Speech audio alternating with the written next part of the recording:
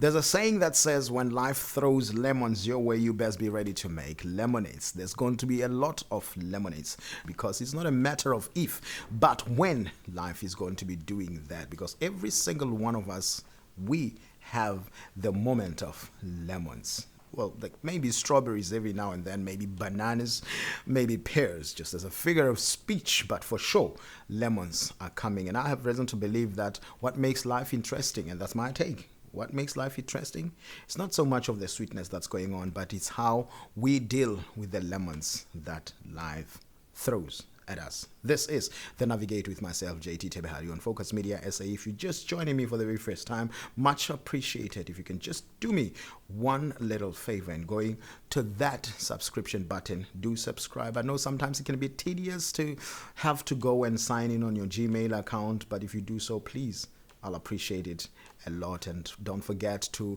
like, share, and make sure that you hit that notification bell so that every time I post content on this particular platform, you will be notified. And I'm promising you that this time around, there's quite a lot of content that will be worth your while. Well, now that you have taken care of the formalities, it's time to look at first, before we even go to the lemons, let's look at the bowl of sweet fruit. Not so long a time from now, I'll be sharing with you some of the greatest people that live around me, that are not even anywhere. I'm not talking about celebrities. I'm not talking about influencers of note. I'm talking about people that I interact with, people that I can safely say I have made acquaintances with, and I have spent some time with, and I have loved the way that they look at life, because they are adding value every time I'm with them. Every time I share coffee with them, every time I share a little time of chat with them, I always come out with a nugget. And I've taken a conscious decision that I'm going to be bringing them into the studio and have quite a proper thresh of what it is that makes them to go on the way they do in their life. Because that's me. I'm just motivated by people, not people who are necessarily motivators, but people who just do themselves and live their lives, and just from there I get motivated. I don't know if you know what I mean. I get motivated by people who do more than who talk. And those are the people that I actually want to talk about what they do now, because they did, and then now we're going to be talking, and that is going to be on Let's Look at It once again with JT Tebehari. Of course, it's going to be here on Focus Media SA, not on the Navigate. I'm just making an announcement for Let's Look at It once again, and that's going to be on a different set and a different platform with the guest every now and then. Now that we're done with the bowl of sweet fruit, what is the lemon? The lemon for today is depression and anxiety. Depression is real. Depression is real. But I want to say this from the onset.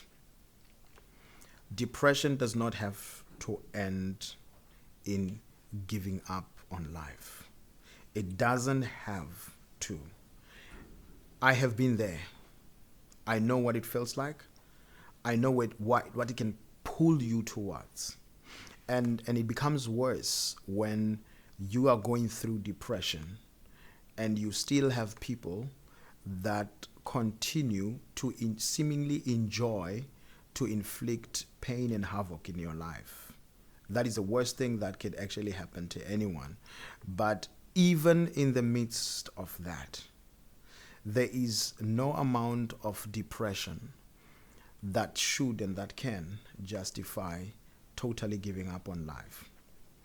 Here is the way that I broke out of mine. I broke out of mine from a resolve.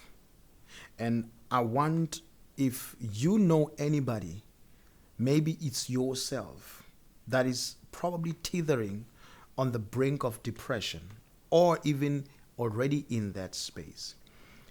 Try this, what I did. What I did, I formulated a resolve. And this is how I started. I started by asking myself, who in this world has more right to live than myself.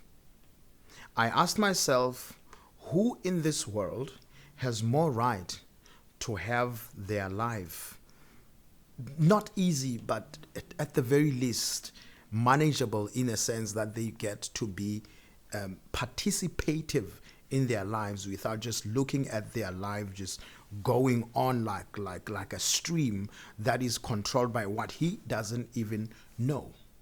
Who does have that right to be in control than I am? Who is better than I am at looking forward to a better perspective, or a better prospect, sorry? Who has more right in this life to be happy than myself?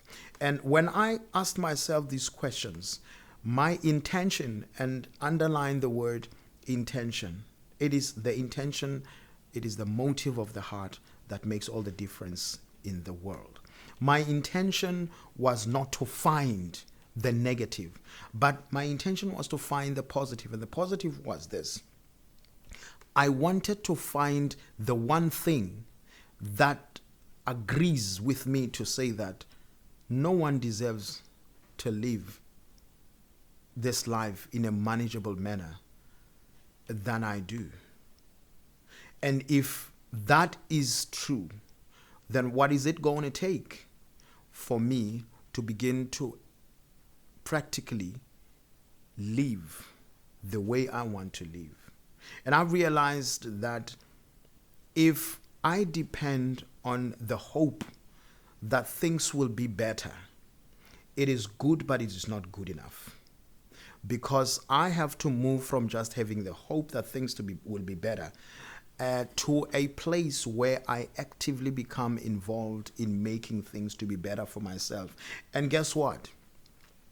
Right there and then, it was like I had a new revelation that, by the way, I am responsible for my life. I'm responsible for my own life.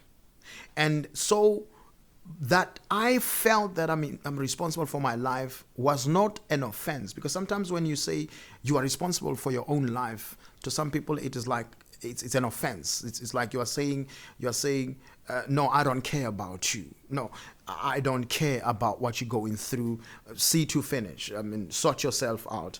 It may come out like that, but those words are the lemon that I'm talking about. Those words, they are harsh, but they are not true. They are not untrue. They are true.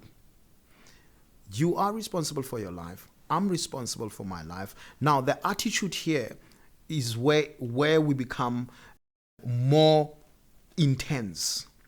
The attitude then should be to say, if I'm responsible for my life, therefore, I need to take charge of my life, without thinking that taking charge of my own life means that you are all on your own.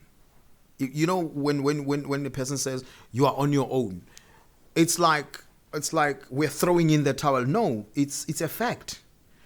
You are on your own. You were born alone. And here is a fact that every one of us, we are trying first to make things work for ourselves. So if you go out and seek for help, you find a person that's still struggling with their own thing, and you are seeing hope in that particular person.